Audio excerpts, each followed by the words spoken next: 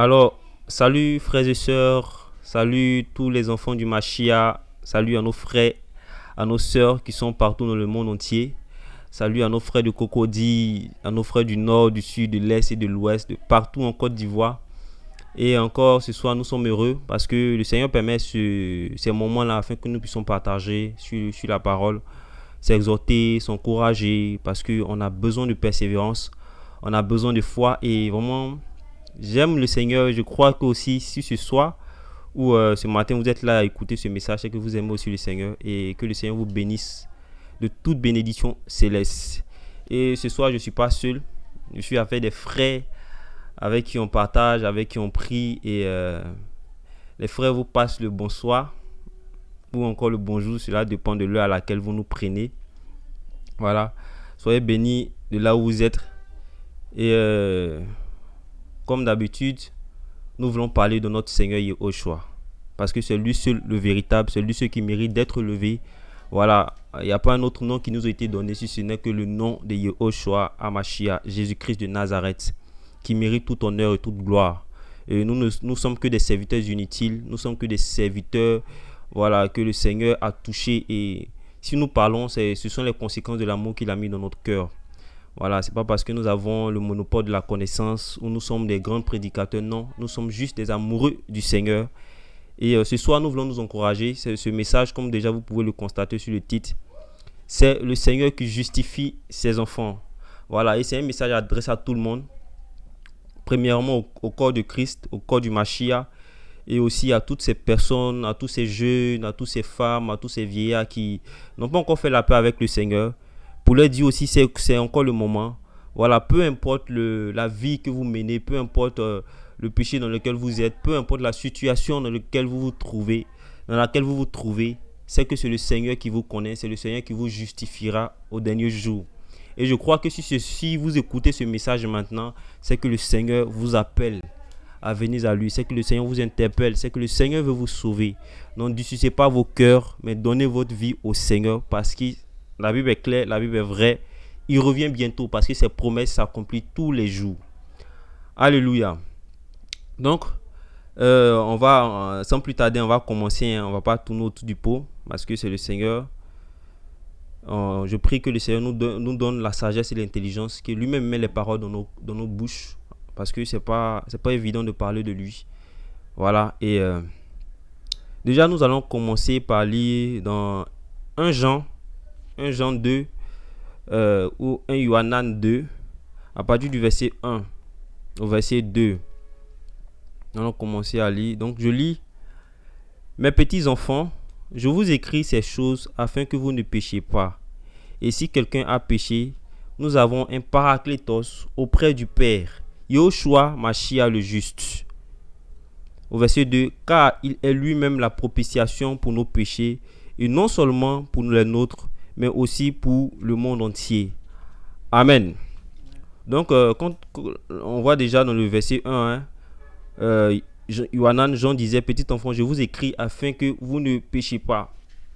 Donc, déjà, ce qu'on peut constater, c'est que le but des Écritures, le but de la parole, c'est que nous ne puissions pas pécher. Voilà, le Seigneur nous a laissé la parole, c'est pour que nous ne puissions pas pécher et pour que nous puissions connaître sa parole, connaître sa volonté et que nous ne puissions pas pécher. Voilà, c'est pourquoi le Seigneur nous a laissé sa parole. Et c'est pourquoi aussi Jean écrivait, voilà, aux frères et sœurs d'Asie à l'époque. Il les écrivait pour leur dire: si je vous écris ces choses, c'est pour que vous ne puissiez pas pécher. Vous voyez. Mais on constate que souvent, par manque de fermeté, par manque de veille, les gens qui ont reçu l'Esprit, des gens que le Seigneur a appelés, peuvent tomber dans le péché. Ils peuvent tomber dans la fornication, ils peuvent tomber dans le mensonge, ils peuvent tomber dans beaucoup de choses. Et c'est ce que on voit très souvent. Voilà. Et il faudrait qu'on sache que le péché conduit en enfer. Ça, c'est clair. Le péché mène en enfer. La Bible déclare que celui qui pêche est du diable. En gros, celui qui pratique le péché, celui qui aime le péché, il est du diable. C'est évident. Et tous ceux qui vivent dans le péché n'hériteront pas le royaume des cieux. Comme la parole nous dit, ne vous y trompez pas. Ni les adultères, ni les fornicateurs, ni les avares, ni les injustes, ni les menteurs, etc. n'hériteront le royaume des cieux. mais c'est ceux et celles qui aiment le Seigneur, qui mettent la parole du Seigneur en pratique. Ce sont eux qui vont hériter le royaume des cieux. Donc, le péché conduit en enfer, ça c'est clair. Voilà. Mais on constate qu'il y a des gens qui ont quand même l'esprit, mais parfois, parce qu'ils n'ont pas gardé la fermeté, parce qu'ils n'ont pas veillé, ils tombent dans le péché. Et quand ces personnes sont dans le péché et que le Seigneur les interpelle chaque fois, et qu'ils résistent aux interpellations du Seigneur et qu'ils continuent toujours dans leur vie, d'abord l'esprit est attristé, ensuite l'esprit s'éteint en eux, et troisièmement, s'ils continuent toujours malgré les interpellations du Seigneur, le Seigneur vient ôter son esprit.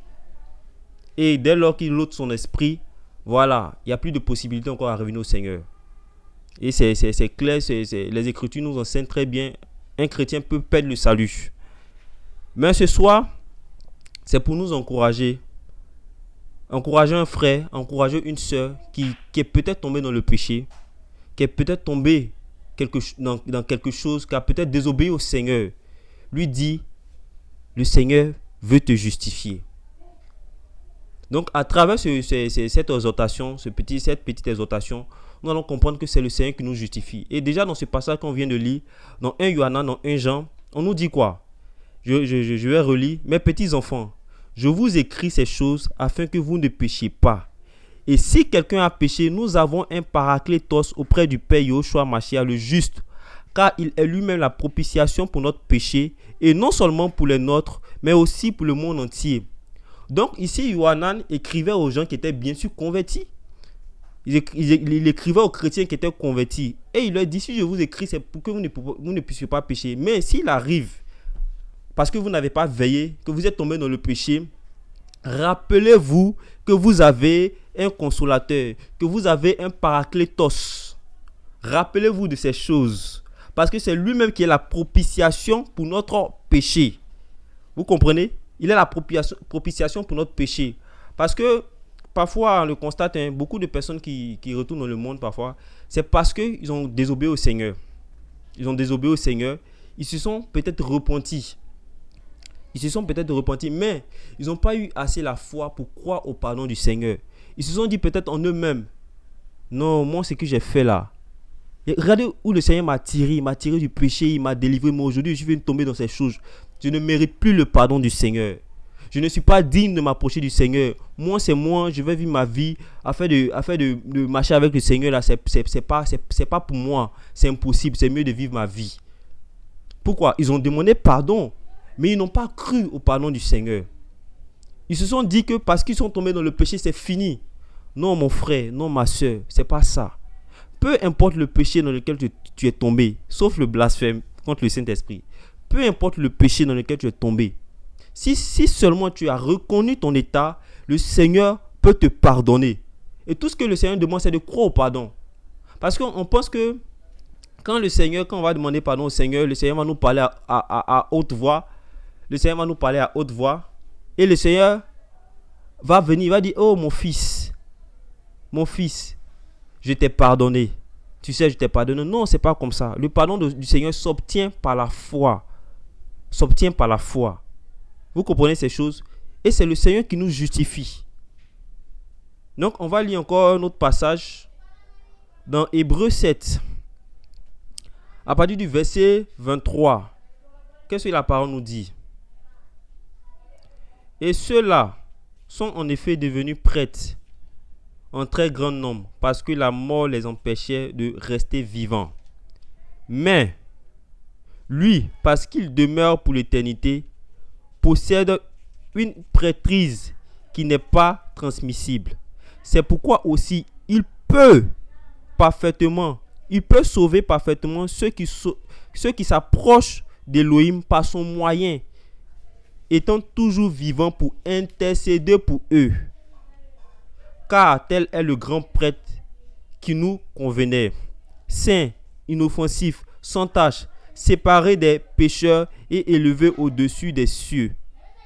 Il n'a pas besoin, comme les grands prêtres, d'offrir tous les jours des sacrifices, premièrement pour ses péchés et ensuite pour ceux du peuple, vu qu'il a fait cela une fois en souffrant lui-même.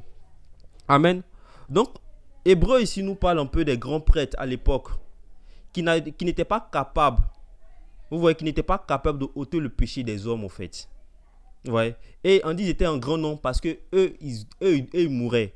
Mais il y a un grand prêtre qui est venu, qui est Yehoshua HaMashiach. Et lui, il est sans faute, il est sans péché. Vous voyez? Il est sans faute, il est sans péché. Et ce qui me plaît, c'est au verset 25, on dit c'est pourquoi aussi il peut sauver parfaitement ceux qui s'approchent de lui par son moyen, d'Élohim par son moyen, étant toujours vivant pour intercéder pour eux. Vous voyez mes frères, le Seigneur, notre Paraclétos, est à la droite du Père et il intercède pour nous. Il intercède pour toi. On se souvient dans Jean, lorsque le Seigneur priait, le Seigneur a dit, je ne prie pas pour le monde, mais je prie pour ceux que tu m'as donnés, afin que tu puisses les garder. Vous comprenez? Donc le Seigneur, si tu crois que le Seigneur, dans le jardin de Gethsémani là-bas, il a prié pour toi, si tu crois que le Seigneur, il prie encore pour toi jusqu'à aujourd'hui, frères et sœurs, si tu es tombé dans le péché, tout ce que le Seigneur te demande, c'est de te repentir. Ne pense pas que parce que tu es tombé dans le péché, c'est fini. Non, le Seigneur t'aime. Parce que vous savez, parfois quand on tombe dans le péché, le but de l'ennemi, c'est quoi? C'est pour nous culpabiliser. Parce que le Seigneur, il pardonne. Le Seigneur, il pardonne. Quand on lit dans les Écritures, on a beaucoup d'exemples. Non, certainement, on va citer. Le Seigneur, c'est un Elohim d'amour. Bien sûr, c'est un Elohim de justice. Et il n'aime pas le péché, même s'il aime le pécheur. Nous comprenons? Mais peu importe le péché dans lequel tu es tombé, frère, mon frère, ma soeur, laisse-moi te dire que tu as un Paraclétos, Yehoshua, qui intercède pour toi. Parce que, qu'est-ce qui se passe? Quand quelqu'un tombe dans le péché, le Seigneur, il se met dans la peau du Fils. C'est lui qui est venu mourir à la croix pour nous. Et qu'est-ce qu'il dit au Père? Père, c'est vrai qu'il a péché. Mais je suis mort pour lui à la croix. J'ai porté son péché à la croix. Et il intercède auprès du Père afin que toi, tu obtiennes le salut. Donc, mon frère, il ne faut pas te décourager parce que tu es tombé dans un péché. Non. Il ne faut pas abandonner la main du Seigneur parce que tu es tombé dans un péché. Non. Le contraire, relève-toi. Relève-toi parce que le Seigneur, il veut te justifier. Parce que les gens pensent que c'est aussi facile.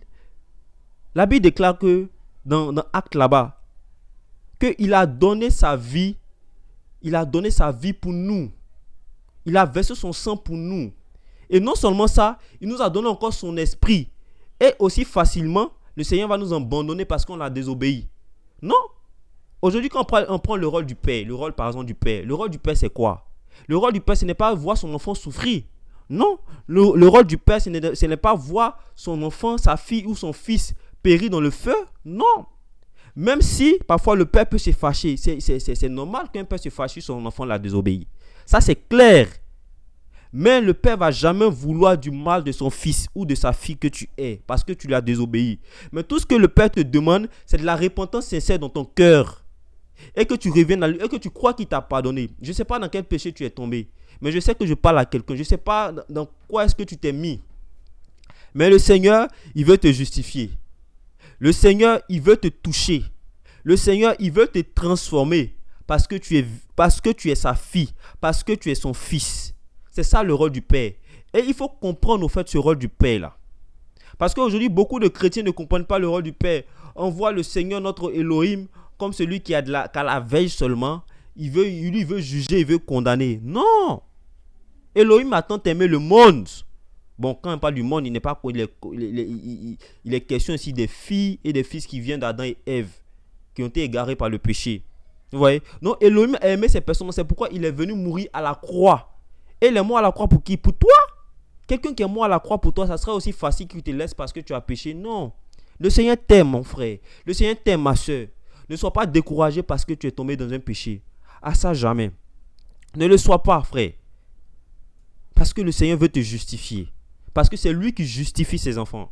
On va en venir. On va voir comment le Seigneur a justifié ses enfants, frère.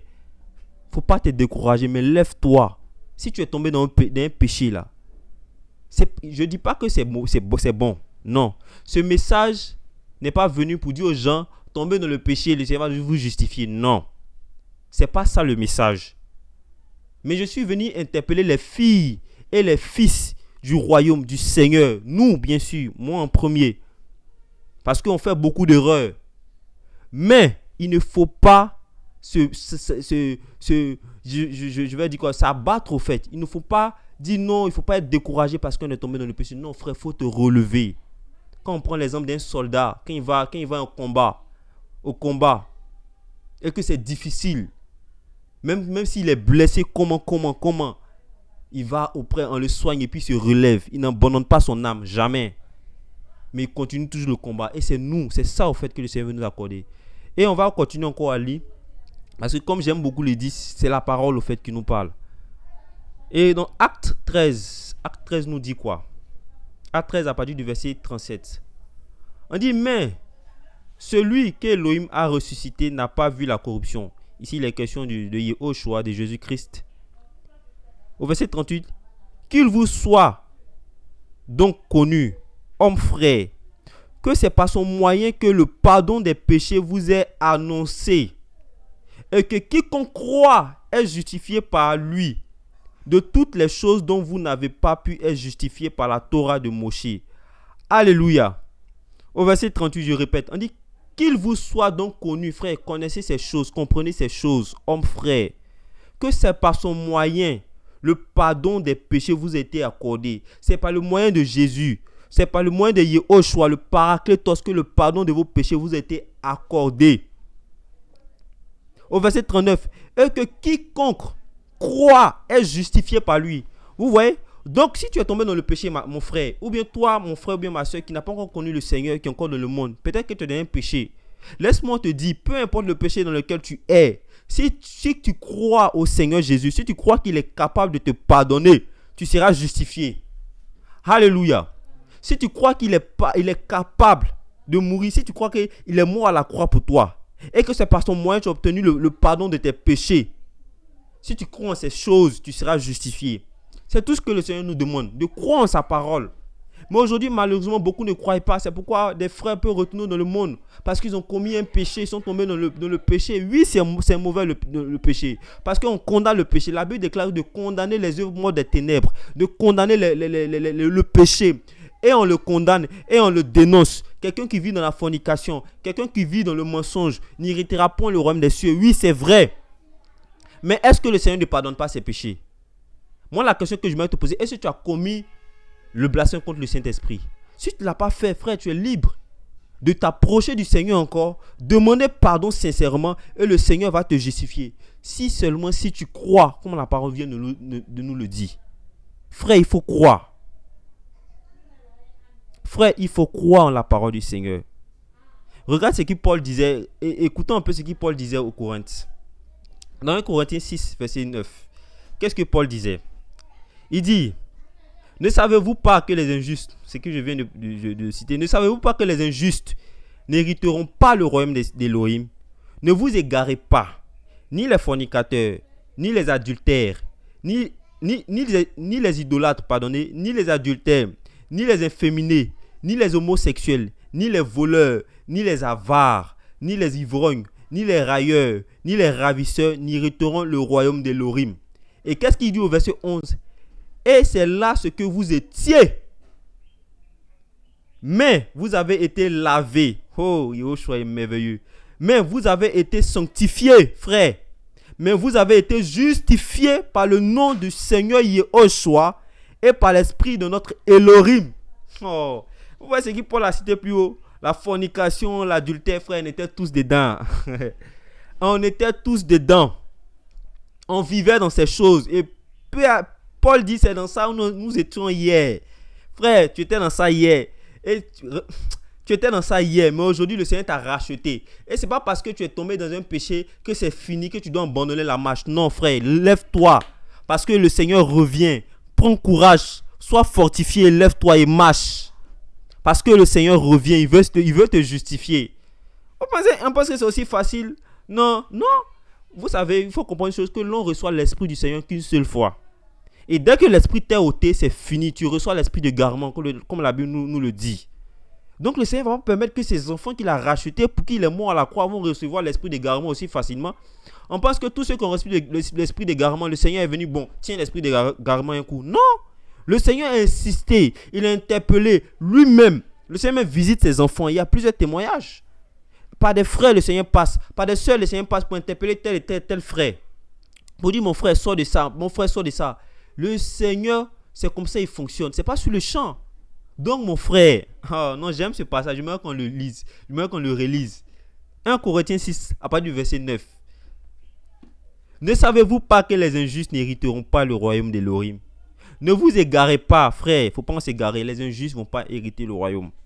Ni les fornicateurs, ni les idolâtres, ni les adultères, ni les efféminés, ni les homosexuels, ni les voleurs, ni les avares, ni les ivrognes, ni les railleurs, ni les ravisseurs n'hériteront le royaume des cieux. Et c'est là ce que vous étiez, mon frère ou bien ma soeur, toi qui m'entends. C'est dans ça que tu étais hier. Mais qu'est-ce que le Seigneur dit? Mais vous avez été lavés. Oh, j'aime cette parole. Quand je lis cette parole, ça me donne la joie au cœur. On a été lavés. C'est comme par exemple une mère qui a un enfant. Et l'enfant, il aime beaucoup jouer dans la boue. L'enfant, il allait s'amuser jusqu'à il est venu. Tout ça le soir, la maman doit le laver. Est-ce que, parce que l'enfant est sale, la maman va rejeter son enfant? Va-t-elle oublier les 9 mois qu'elle a portés aussi facilement? Va-t-elle oublier tous ces sommeils dont elle a enduré parce que l'enfant il est sale, elle va le rejeter? La Bible déclare que la nature nous enseigne. Va-t-elle rejeter son enfant qu'elle a porté durant des années, qu'elle a nourri durant des années, qu'elle a baissé durant des années parce que l'enfant il est sale? Va-t-elle rejeter son enfant? Non. Vous savez ces choses. Elle va prendre son enfant. Mon fils, la première des choses qu'elle va faire, elle va aller puiser de l'eau. Elle va plonger son enfant dans l'eau, elle va laver son enfant. Maintenant, elle va le prendre, elle va l'habiller, elle va bien le garnir. Et c'est comme ça le Seigneur fonctionne. C'est comme ça le Seigneur fonctionne. Ouais. Regarde, on va lire une histoire. On connaît un peu l'histoire de l'enfant prodige, comme on aime bien le dire, dans Lucas 15. On connaît cette chose, ce jeune qui était avec son père. On va le lire. Dans Luc 15, à partir du verset 11, qu'est-ce que le Seigneur nous dit à travers ce livre, à travers ce passage qui est très, très, très, très, très riche en enseignements? Il dit aussi, un homme avait 2 fils. Et le plus jeune d'entre eux dit à son père, « Père, donne-moi la part de bien qui m'appartient. » Et il lui partagea son bien. Et peu de jours après, le jeune fils, ayant tout ramassé, partit pour un pays éloigné où il dissipa son bien en vivant d'une façon libertine. Il vivait dans la débauche et tout. Mais après qu'il eut tout gaspillé, une grande famine survient dans ce pays-là et il commença à se trouver dans le besoin. Au verset 15, et s'en étant allé, il se colla à l'un des citoyens de cette contrée. Celui-ci l'envoya dans ses champs pour paître les porceaux. Et il désirait se remplir le ventre des caroubes, qui sont des fruits, que les porceaux mangeaient, mais personne ne lui en donnait. Au verset 17, c'est intéressant. Regardez ce que le petit a fait. Mais étant rentré en lui-même, frère, rentre en toi-même. Et il dit, combien d'employés chez mon père ont du pain en abondance et moi je meurs de faim. Et regardez ce qu'il a résolu dans son cœur. Je me lèverai, j'irai vers mon père et je lui dirai, Père, j'ai péché contre le ciel et devant toi. Et je ne suis plus digne d'être appelé ton fils. Traite-moi comme l'un de tes employés. Vous voyez? Il a résolu dans son cœur. Et puis regardez ce qui s'est passé. Oh. Et s'étant levé, il alla vers son père. Or, comme il était encore loin, son père le vit et fut ému de compassion et il courut se jeter à son cou et l'embrassa tendrement. Mon frère, est-ce que ici, là, lorsque le fils arrivé vers son père, là, est-ce que là, il a demandé d'abord pardon à son père? Non.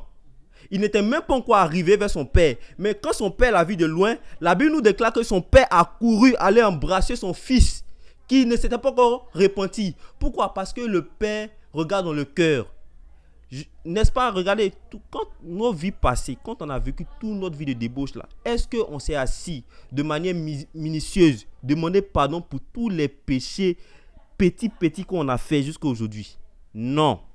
Mais seulement parce qu'on a résolu dans nos cœurs, on a reconnu dans nos cœurs que nous sommes des pécheurs. Le Seigneur n'a pas regardé à ce que nous nous repentons de tous les petits détails de nos péchés. Non. mais il nous a pardonné.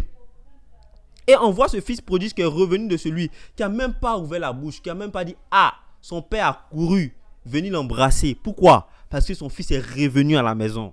Tout ce que le Seigneur attend de toi, c'est la disposition de ton cœur, c'est la résolution de te repentir dans ton cœur que le Seigneur recherche. La Bible déclare qu'il regarde au cœur et non à l'apparence. Vous voyez? Vous voyez un peu? Et au verset 21, mais le fils lui dit, mon père, et c'est après que le père l'a embrassé, tout ça. Maintenant il dit, mon père, j'ai péché contre le ciel et devant toi, et je ne suis plus digne d'être appelé ton fils. Regardez, ici le père n'a pas répondu, mais regardez ce que le père a fait. Et le père dit à ses esclaves, apportez la robe d'honneur, et revêtez-lui, et mettez-lui un anneau au doigt, et des sandales aux pieds. Alléluia.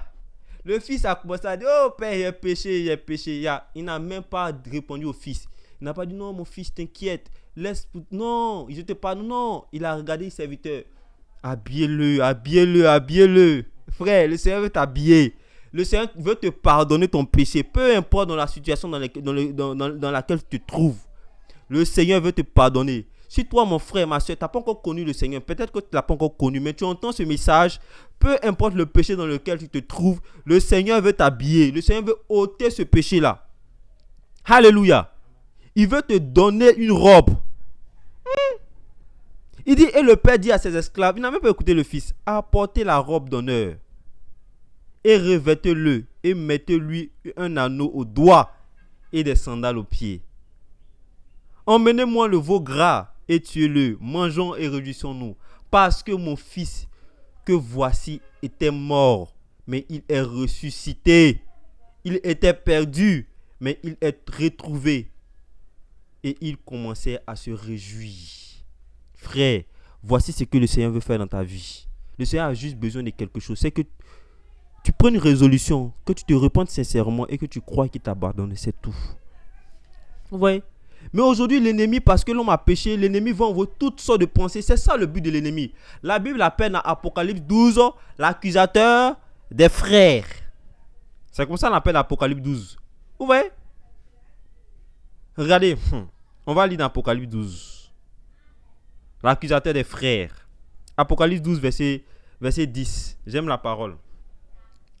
Et j'ai entendu une grande voix dans le ciel disant, maintenant le salut est arrivé, et la force et le royaume de notre Elohim et l'autorité de son Mashiach. Parce que l'accusateur de nos frères, qui les accusait devant notre Elohim, jour et nuit, a été précipité vers un lieu plus bas. Vous voyez, l'accusateur des frères, le diable c'est un accusateur. Quand parfois tu te culpabilises parce que tu es tombé dans un péché, quand bien même tu te repentis sincèrement là, il est là t'accuser. Et on dit, il nous accuse devant le Père, point oui, point non. Mais même si tu es tombé dans un péché, même si tu te retrouves dans un péché, frère, tu es un enfant d'Elohim. Tu es un enfant d'Elohim. La Bible dit que tous ont péché et n'atteignent pas la gloire d'Elohim. Tous, tout le monde, moi en premier, nous tous, il n'y a pas un seul sur la terre qui est juste. Même pas un seul. Mais comment se fait-il qu'aujourd'hui, Paul a été sauvé? Pierre a été sauvé. Quand bien même ils n'atteignaient pas la gloire d'Elohim. Pourquoi? Parce que le Seigneur les a justifiés. Mon frère, le Seigneur va te justifier. Et regardez un peu comment le Seigneur est méchant. Vous connaissez un peu dans Zacharie. Le grand prêtre Yehoshua, ou dans notre version Josué, était accusé devant notre Père. Le diable allait l'accuser. On va lire un peu cette histoire. Vous allez voir comment le Seigneur a défendu son enfant. Frère, le Seigneur est là pour te justifier. Faut pas baisser les bras parce que tu es tombé dans un péché. Non, c'est pas le moment. C'est pas le moment de baisser les bras. Mais le temps est venu pour que tu puisses te relever de tes erreurs. Pour que tu puisses apprendre de tes erreurs et continuer la marche. Zacharie 3, à partir du verset 1. Zacharie a dit, il me fit voir Yehoshua, le grand prêtre, qui se tenait debout devant l'ange de Yahweh. Et Satan, l'accusateur des frères, Satan qui se tenait debout à sa droite pour s'opposer à lui. Dans d'autres versions, pour l'accuser. Pour s'opposer au grand prêtre. Yahweh dit à Satan, que Yahweh te réprime. Satan, que Yahweh qui a choisi Yerushalayim te réprime. Parce, n'est-ce pas là un tison sauvé du feu? Frère, Yahweh dit au diable, à Satan, que le grand-père Yehoshua ou Josué a été sauvé du feu. Et c'est un tison sauvé du feu. Et même s'il est dans l'erreur, tu n'as pas le droit de venir l'accuser devant moi. Et regardez au verset 3, le Seigneur dit quoi? Or, Yehoshua était vêtu de vêtements sales et il se tenait debout devant l'ange. Le diable avait raison de l'accuser, puisqu'il était vêtu de vêtements sales. Et quand on parle de vêtements sales, c'est l'image du péché. Quand on parle de la nudité aussi, c'est l'image du péché. Quand on parle de vêtements sales, c'est l'image du péché. Et Yehoshua, le grand prêtre ici, c'est pas Yehoshua notre Seigneur là. Faisons un peu la différence. Josué, le grand prêtre ici, il était vêtu de vêtements sales. Donc le diable, en partie, en quelque sorte, pouvait l'accuser. Mais le Seigneur a repris le diable. Le Seigneur a réprimé le diable. N'est-ce pas un tison arraché du feu? Pourquoi vas-tu l'accuser devant moi? Et le Seigneur dit quoi au verset 4? Au verset 4, qu'est-ce que la Bible nous dit encore? Celui-ci répondit et parla à ceux qui se tenaient debout devant lui, disant, ôtez-lui ses vêtements sales. Puis il lui dit, regarde, je t'enlève ton iniquité et je te revêts de robe de fête. Alléluia. Ce soir, mon frère, ma soeur, le Seigneur veut enlever ton iniquité. Le Seigneur veut te changer. Le Seigneur veut transformer ta vie. Seulement réponds-toi sincèrement devant lui. Au verset 5 nous dit quoi? Je dis, qu'on mette sur sa tête un turban pur. Et il mit un turban pur sur sa tête. Puis il lui mira des vêtements. L'ange de Yahweh se tenait debout. Alors l'ange de Yahweh fit cette déclaration à Yehoshua et dit, ainsi parle Yahweh Tsevaot, si tu marches dans mes voies et si tu gardes mes injonctions, tu jugeras ma maison, tu garderas mes parvis et je te donnerai libre accès parmi ceux-ci qui se tiennent debout.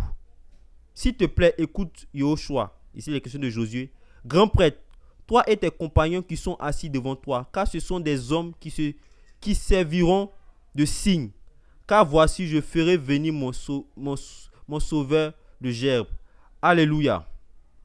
Donc on voit ici un peu l'histoire de Josué, de Yehoshua, le grand prêtre, qui avait péché contre le Seigneur, qui avait désobéi au Seigneur, qui n'était pas en robe blanche, mais qui était en robe sale. Mais l'ennemi est venu l'accuser devant le Seigneur. À première vue, c'est normal. C'est vrai, l'ennemi a raison. Mais le Seigneur a dit, Satan, que Yahweh te réprime. N'est-ce pas un tison arraché du feu? Pourquoi le Seigneur a dit ça? Parce que c'est Josué, Yehoshua est le fils du Seigneur. Et le Seigneur, il est là toujours pour justifier ses enfants. Malgré tout ce que l'ennemi fera, il est là toujours pour justifier ses enfants. Vous comprenez, mes amis? Il est là toujours pour justifier ses enfants, frère. C'est pourquoi relève-toi. L'accusateur des frères, il est là, il rôde. Il veut te culpabiliser parce que tu es tombé dans un péché. Il veut te faire entrer dans les choses bizarres. Il veut te faire abandonner la foi. Il veut te faire abandonner le Mashiach parce que tu es tombé dans un péché. Non, mon frère, relève-toi. Le Seigneur te demande seulement que la repentance et il va te justifier. Le Seigneur te demande seulement que ça, frère. Peu importe les pensées impures que tu as, peu importe les douleurs dans lesquelles tu te trouves, peu importe, même si les hommes te rejettent, même si les hommes t'oppriment, même si les hommes t'injurent, même si tu es découragé du monde, même si ça ne va pas, regarde au Seigneur, il veut te justifier. Parce que c'est lui qui justifie ses enfants. Si tu crois que tu es vraiment une fille du Seigneur, un fils du Seigneur, il veut te justifier, frère. Il veut te justifier. Romains 8, verset 33. À partir du verset 33. Nous dit quoi? Qui s'avancera en accusateur comme les élus d'Élohim? Élohim est celui qui justifie. Alléluia. Qui s'avancera en accusateur contre les élus d'Élohim? Mon frère, ma soeur, tu es un élu d'Élohim, oui ou pas? Oui ou non? Si tu l'es, si tu es un élu d'Élohim, qui va s'avancer en accusateur contre toi? Il y a des frères qu'on accuse faussement. On dit des choses sur eux, frères, ne sois pas découragés. Il y a des sœurs qu'on leur dit non, tu es ceci, tu es cela. Si tel n'est pas le cas, ne sois pas découragé. Regarde au Seigneur. Même s'il s'avère que peut-être que tu es dans quelque chose et que les gens t'accusent, peut-être que tu es dedans, regarde au Seigneur. L'accusation ne va pas arriver loin. Pourquoi? Parce que Elohim est celui qui justifie ses élus. Tu es une élue du Seigneur. Tu es un élu du Seigneur. C'est pourquoi Yahushua Mashiach veut te justifier. Malgré les souffrances, les pleurs dans lesquelles tu te trouves, mon frère, ma soeur. Bien-aimé, le Seigneur veut nous justifier. Au verset 33, on nous dit quoi? Qui les condamnera? Mashiach est mort. Mais bien plus, il est aussi ressuscité. Il est à la droite d'Elohim. Et il intercède même pour nous. Même pour nous. Au verset 35. Qui nous séparera de l'amour du Mashiach? La tribulation? Ou l'affreuse calamité? Ou la persécution? Ou la famine? Ou la nudité? Ou le péril? Ou l'épée? Selon qu'il est écrit, à cause de toi, nous sommes mis à mort tout le jour. Nous avons été estimés comme des brebis destinées à la boucherie. Mais, dans toutes ces choses, nous sommes plus que vainqueurs par le moyen de celui qui nous a aimés. Car je suis persuadé que ni la mort, ni la vie, ni les anges, ni les principautés, ni les puissances, ni les choses présentes, ni les choses à venir, ni la hauteur, ni la profondeur, ni aucune autre créature ne pourra nous séparer de l'amour d'Elohim dans le Mashiach Yahushua, notre Seigneur. Rien ne pourra nous séparer de l'amour d'Elohim. Rien ne pourra te séparer de l'amour d'Elohim. Parce que le Seigneur veut te justifier. Ne sois pas découragé. Lève-toi seulement. Ce soir, c'est un message d'encouragement. Pour tous ceux peut-être d'abord qui ne connaissent pas le Seigneur. Nous tous hier, on ne connaissait pas le Seigneur. Mais si aujourd'hui nous témoignons de lui, ce n'est pas parce que nous sommes parfaits aussi mûrs que vous. Ce n'est pas parce que nous sommes aussi parfaits, aussi saints que vous. Non. Non. Est-ce que nous on peut faire ces choses? Non. Mais c'est Elohim qui produit cette soif en nous. Pourquoi? Parce qu'il nous a justifiés. Moi, je crois qu'Elohim m'a justifié.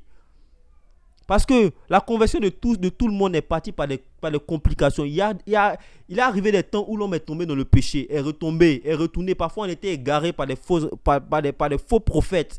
Mais le Seigneur, parce qu'il nous a aimés, il nous a justifiés, il nous a ramenés sur le droit chemin. On connaît un peu l'histoire dans Matthieu là-bas. Nous parle des 100 brebis. Dans Matthieu 18, verset 12 nous dit quoi? Qu'en pensez-vous? Si un certain homme a 10 brebis et que l'un d'elles s'égare, ne laissera-t-il pas les 99 autres sur les montagnes pour aller à la recherche de l'égarée? Et s'il arrive qu'il la trouve, amen, je vous le dis, il s'en réjouit plus que pour les 99 qui ne sont pas égarés. Ainsi, ce n'est pas la volonté de votre Père qui est aux cieux qu'un seul de ses petits ne périsse.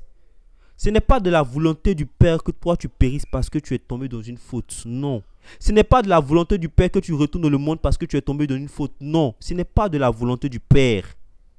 Mais la volonté du Père, c'est que tu sois sauvé, que tu parviennes à la connaissance précise et correcte de sa parole, du Fils d'Elohim. C'est ça la volonté du Père, mon frère. Frères et sœurs, c'est pour nous encourager. Ne baisse pas les bras. Ce message ne vient pas pour encourager le péché, non. Parce qu'il y a des gens qui interprètent parfois mal les trucs. Je ne suis pas en train de dire qu'il faut aller tomber dans le péché pour que le Seigneur puisse encore te donner une robe, te nourrir. Parce que quand on lit dans l'histoire de jeune prodige, de jeune qui est revenu à son père, il y a son grand frère qui a commencé à dire, non, mon père, toi, depuis des années, je suis ici. Cet homme a pris ton argent, il allait gaspiller et tout. Et moi, tu n'as jamais dit, prends ne serait-ce qu'un bouc pour aller manger avec mes amis. Mais lui, il y a ce que tu fais. Mais le père lui dit, mais aïe, mon fils, tu es ici avec moi, tout ce que j'ai t'appartient. Vous voyez, il dit, mais tout ce que j'ai t'appartient. Vous voyez? Donc, ce message ne vient pas pour encourager le péché. Non. Je ne suis pas en train de dire que d'aller pécher et que le Seigneur va te bénir comme il a béni le jeune prodige. Non. Ce n'est pas ça le message. Le message s'adresse aux véritables enfants du Seigneur qui peut-être sont tombés dans une faute, sont tombés dans le péché, sont tombés dans la désobéissance et qui se culpabilisent, qui sont dans la culpabilité, qui se posent des questions. Est-ce que le Seigneur peut les pardonner encore? Est-ce que le Seigneur peut les ramener encore? Est-ce que le Seigneur peut les consoler encore? Non, est seulement la foi. Au fait, le pardon ne s'obtient pas par... Le pardon s'obtient par la foi. Par la foi au Seigneur Yahushua, Jésus-Christ de Nazareth. C'est par cela qu'on obtient le pardon. Donc crois et le Seigneur va te pardonner, mon frère. Crois en cela. Le Seigneur il est fidèle. Le Seigneur nous aime. On le dit. C'est une Elohim d'amour. Il vient chercher ses enfants. C'est clair en fait. Et il faut comprendre que nous sommes à la fin. Et l'ennemi veut mettre beaucoup d'enfants du Seigneur dans des situations où ils vont commencer à se culpabiliser, où ils vont commencer à se poser des questions. Non, non, si, non, je suis plus capable encore. Non, il y a des gens en fait qui le disent. Moi, ça m'est arrivé. Il y a des temps où je suis tombé dans le péché. J'ai même appelé certains anciens pour leur expliquer. Je me posais, dit non, c'est fini. Comment moi? Mais lorsque le Seigneur m'a donné le passage de 1 Jean, il dit non, il me relève rapidement. Et le Seigneur m'a donné de la force pour me relever et pour ne plus tomber encore dans le péché. Et le Seigneur m'a justifié. C'est un témoignage pour vous encourager. Peu importe le péché dans lequel tu te trouvais. En fait, si tu n'as pas blasphémé contre le Saint-Esprit, c'est qu'il est encore possible que tu viennes. C'est pourquoi Jean pouvait dire que je ne prie pas pour ceux qui ont commis un péché qui mène à la mort. Parce que le péché qui mène à la mort, c'est le blasphème du Saint-Esprit. Et quand tu blasphèmes contre le Saint-Esprit, l'esprit de l'Elohim qui était en toi là, le Seigneur enlève son esprit et que tu reçois l'esprit d'égarement. Non, c'est fini, il n'y a plus de prière pour toi, il n'y a plus de repentance pour toi, on ne va plus jamais prier pour toi. Si c'est le cas là, bon, je crois que ce n'est pas le cas si tu m'entends. Je ne crois pas que c'est le cas si tu m'entends ce soir. Ou même si tu m'entends ce matin. Donc, peu importe le péché dans lequel tu te trouves, le Seigneur veut te justifier. Alors sois sincère seulement dans ta repentance et crois que le Seigneur t'a pardonné. Et tu verras la main du Seigneur dans ta vie. Donc mes frères, je ne sais pas si vous voulez ajouter quelque chose. Alléluia. Donc c'était vraiment un encouragement mes frères. C'était vraiment pour nous encourager. Alors frère, si tu as quelque chose à dire. Bonsoir à tous et à tous. Moi c'est le frère Michael, un amoureux du Seigneur aussi, comme d'autres frères, notre frère qui vient de parler, qui vient d'intervenir tout à l'heure. En tout cas, c'est une grande joie pour moi de participer à ce moment, à cet enregistrement. Je bénis encore le nom du Seigneur ce soir pour ce moment, ce partage. Et je vais dans le même sens que le frère tout à l'heure qui a évoqué vraiment et qui a pour but central en ce soir de se relever lorsqu'on tombe. Et c'est quelque chose d'assez capital pour un chrétien, pour un amoureux du Seigneur, pour quelqu'un qui aime le Seigneur. Ça peut arriver, ce sont des moments difficiles qui peuvent arriver, mais il ne faut pas rester couché, il ne faut pas demeurer, il ne faut pas rester comme le Seigneur a eu à le dire pour cette dame qui a été attrapée en plein adultère, que ces hommes-là voulaient lapider, voulaient vraiment tuer ce soir-là. Le Seigneur ce jour-là est venu l'aider à revenir. Moi je veux que ce soit le cas pour toi aussi, pour toi qui m'entends, qui m'écoute au travers du canal de cette radio. Ne reste pas couché. La Bible dit que 7 fois le juste tombe, il se relève encore. Ne reste pas couché. Tu es un homme appelé vraiment pour le salut des nations, pour le salut des vies. Ne reste pas couché. Il y a encore de grandes choses à faire. Il y a encore beaucoup de choses à faire. Il y a des nations qui doivent entendre l'évangile. Il y a des vies qui doivent être restaurées. Il ne faut pas rester à ce stade-là. Relève-toi et continue la marche. Continue la course. Parce que c'est un combat. Ce que nous dit la Bible, c'est un combat. Le diable ne restera pas assis. Non. Il voudra toujours que tu te retrouves dans une situation où tu puisses abandonner la main du Seigneur. Tu puisses quitter la voie du Seigneur. Ne reste pas couché. Nous ne sommes pas en train de dire qu'il faut donner rendez-vous au péché. Non. Le Seigneur pouvait dire à cette dame-là, va et ne pêche plus. Alléluia. Voilà, c'est ce que nous voulons te dire aussi en ce soir. Amen. Lorsque tu tombes, ne reste pas couché. Relève-toi et ne pêche plus. Ne retourne plus à ce que tu as vomi. Ne retourne plus à ces actions-là. Nous voulons t'interpeller en ce soir, toi qui nous écoutes. Si jamais c'est arrivé, ça peut arriver. La Bible dit qu'il n'y a point d'homme juste sur la terre, excepté le Seigneur. Donc c'est pour dire que nous sommes des hommes qui vivons dans des chairs corruptibles, dans des corps encore corruptibles, qui peuvent faire face aux difficultés et souvent même tomber. Mais ne restons pas couchés, Ne restons pas dans cette posture-là d'homme. C'est un combat. La vie que nous vivons sur cette terre, c'est un combat. C'est un combat de tous les jours. De tous les jours, nous sommes confrontés. Tant que tu vivras dans cette vie, sur cette terre, tu seras toujours confronté, voilà, à la tentation, aux difficultés, face au péché tout le temps. Donc, c'est pas facile de tenir ferme, de résister. C'est pas facile, nous le reconnaissons. Mais il peut arriver des moments, mais faut tenir ferme, faut tenir bon, faut rester solidement attaché au Seigneur. Faut rester solidement attaché au Seigneur. C'est comme un soldat. Nous connaissons tous la vie des soldats. Il arrive qu'au cours du combat, nous connaissions des moments difficiles. Il arrive même que tu peux prendre une balle, mais c'est pas pour autant tu vas abandonner le combat. Non, tu continues de combattre, tu continues de te battre, tu te relèves et tu continues la course. Moi, je veux que ce soit ainsi pour toi qui m'entends, pour toi qui m'écoutes.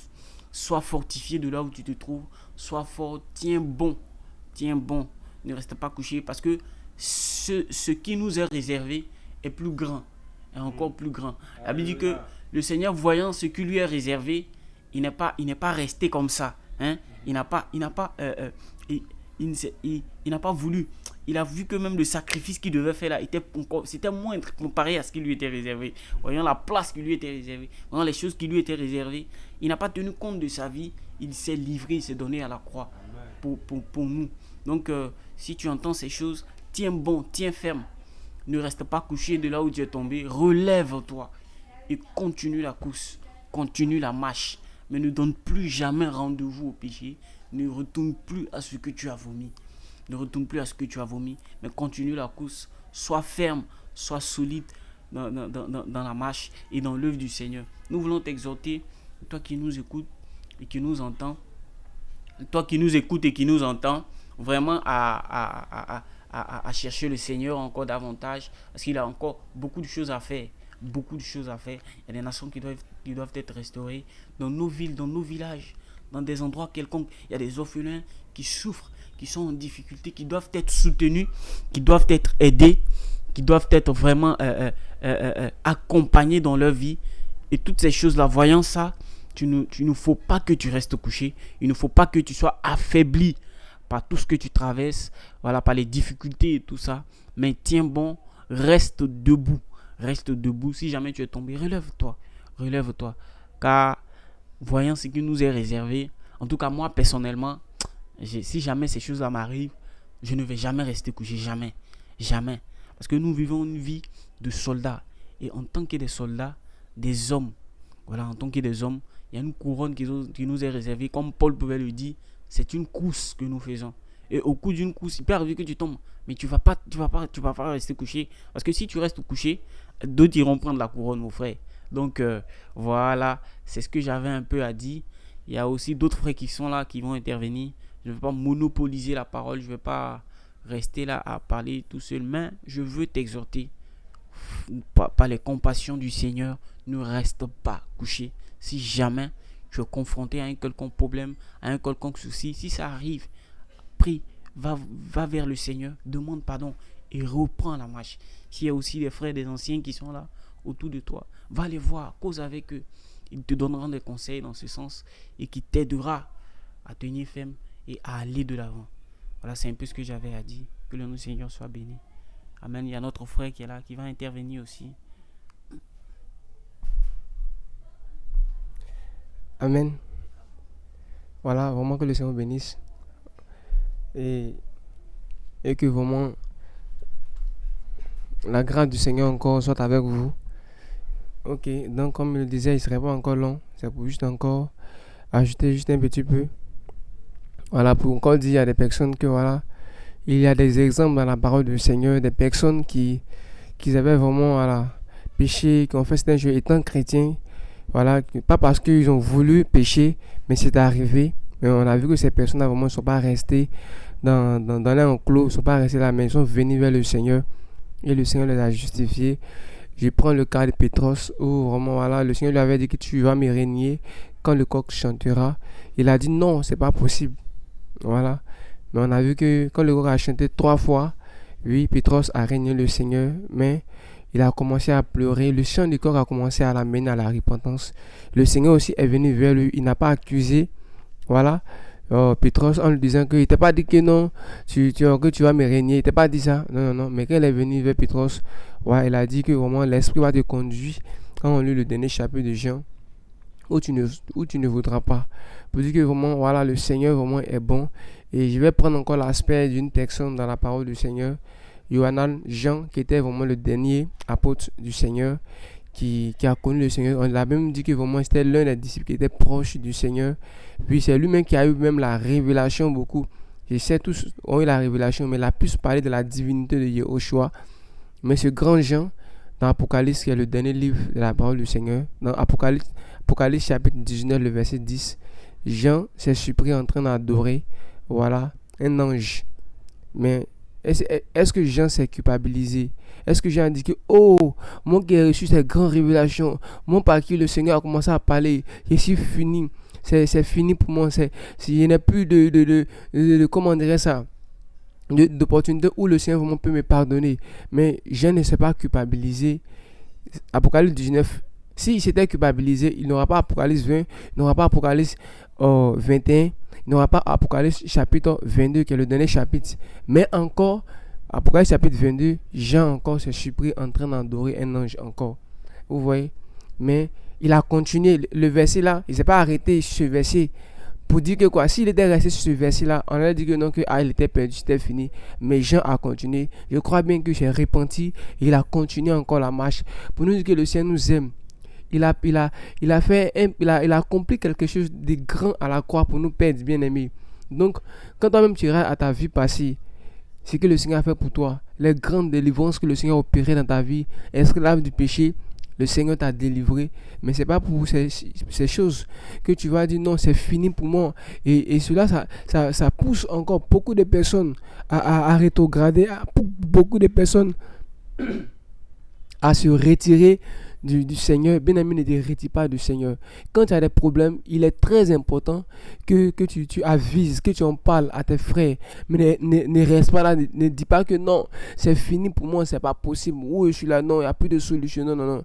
Je t'encourage d'abord à d'abord prier le Seigneur, mais si tu ne trouves pas de solution, à voir des aînés, comme le frère l'a dit, des frères avec qui tu partages la parole, à les expliquer. Parce que c'est ce que la Bible nous dit. Il dit confessez-vous les péchés les uns les autres, priez pour que le Seigneur puisse vous pardonner. Donc mon frère, c'est un peu ça. Ne reste pas dans ta maison, ne reste pas chez toi. Non, non, non. Ne dis pas que je ne parle pas à tel frère parce que voilà, il est triste. Non, il faut en parler. Oui, parce que si derrière tu ressens la tristesse, c'est derrière une bonne chose. Mais celui qui ne ressent pas de tristesse, au contraire, quand il pêche, c'est la joie, c'est tout, c'est qu'il y a un problème. Mais si toi tu ressens la tristesse, ça veut dire que vraiment le Seigneur veut que tu viennes à lui tel que tu es. Donc j'ai pris vraiment ces quelques exemples là dans la parole du Seigneur pour encore vraiment te dire que le Seigneur a pardonné à des personnes dans sa parole. Donc voilà, il est aussi prêt aussi vraiment à pouvoir réellement te pardonner. Donc mon frère, vraiment c'était juste un peu ça. Voilà, ne te culpabilise pas. Quel que soit le péché vraiment que tu as pu commettre, le Seigneur est fidèle, il est juste, il est aimable de pouvoir te pardonner. Donc vraiment c'était juste un peu ça. Et que vraiment la gloire revienne à notre Créateur. Le chemin est encore long, ne baisse pas les bras, continue parce que au-delà de cela, il y a une couronne. Pense à la couronne. Ne pense pas au péché, mais pense à la gloire. Ne pense pas au péché, pense au ciel. Le temps que tu passeras aux noces de l'agneau, pense à tout ce que le Seigneur te réserve. Là, tu verras que vraiment toutes ces choses-là vraiment sont merveilleuses pour toi. Merci bien. Ok. Alléluia. Frères et sœurs, vraiment, nous rendons grâce au Père pour ce moment qu'il a permis. C'est vraiment une grâce pour nous. Hein. Voilà, et comme le frère l'a dit, hein, il y a le cas de David, l'homme selon le cœur du Seigneur, qui est tombé plusieurs fois dans le péché, mais ça n'a pas empêché le Seigneur de toujours le fortifier. Il y a même Moïse. La Bible déclare que lorsqu'il est mort, il y avait le Satan qui était venu lutter son corps parce que certainement il était tombé dans le péché. Il avait désobéi au Seigneur. Mais le Seigneur a dépêché un ange pour prendre le corps de Moshe parce qu'il voulait justifier Moshe, même si Moshe était dans l'erreur, pour dire que le Seigneur aussi peut le faire pour toi. Donc, soyons tous encouragés par cette petite exhortation et que le Seigneur de là où vous êtes vous bénisse de toute bénédiction céleste et qu'il vous donne la force toujours de persévérer dans la foi, de tenir ferme parce que oui, le Seigneur il revient. Et soyez bénis au nom puissant de notre Seigneur, le Mashiach. Amen.